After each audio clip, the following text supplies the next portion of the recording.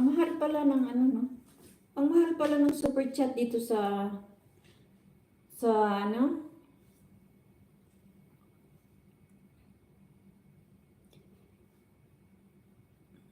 Sa iPhone. Ang super chat sa iPhone dito, ang 500 is yellow.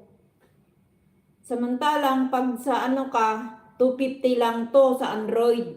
Di ba sis? Ang mahal talaga ng iPhone. Oh my goodness. Tapos yung orange dito is ano, 999. So 1,000 na yon. And then pag red is 2,491.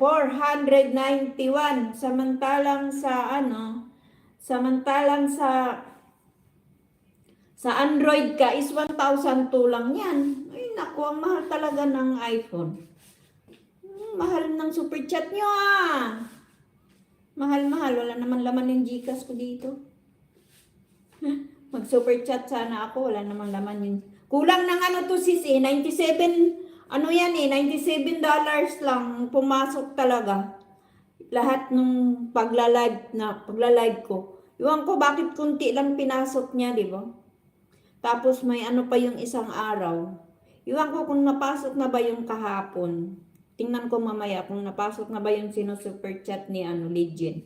Aabot kaya ng 100 yun. So $3 na lang ang kulang. So makaya yan sa sa ads. Hanggang 9. Kasi 8 yung 12 yung 12 yung pasukan. Pero alam mo sis, kay Lynn Aklo, inayos ni GR yon nung 29. Kasi hindi niya makuha yung sahod niya. Nag-PM kasi nag-email si Whitey na hindi daw hindi masin yung sahod niya kasi walang tax at saka hindi niya in-update yung yung AdSense niya. Walang bank account. So nilagyan, inayos ni GR. Hindi naman ma-open. Pinalitan niya ng password. Tapos, yun, open. Nilagyan niya binago niya yung address. Tsaka nilagyan ng bank account. At saka yung tax 10 ID.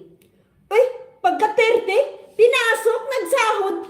Sabi ko, wait, ang swerte mo naman.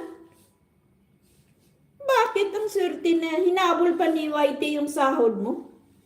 Dapat 21 pa yun. Uy, umabot na naman ng 22, 21 viewers. Ala, why, sino yan? Sino ang iibigin ko? Ikaw ba o siya na katulad mo?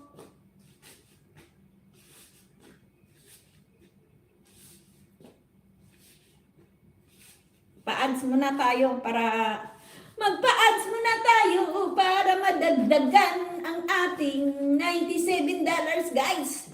Kasi naipon na yun. Anong pizza cut-off ba? Ang cut-off is 8. 8 or 9.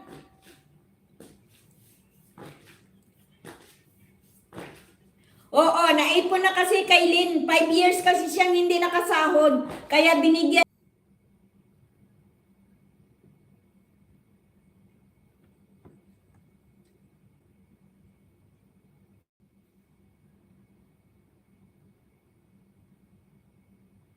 Bumaba tuloy ang viewers.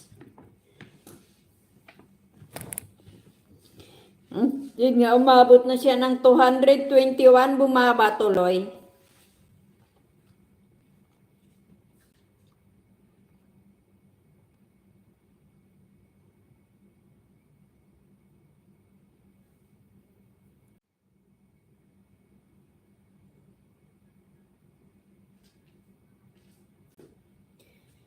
Kaya nga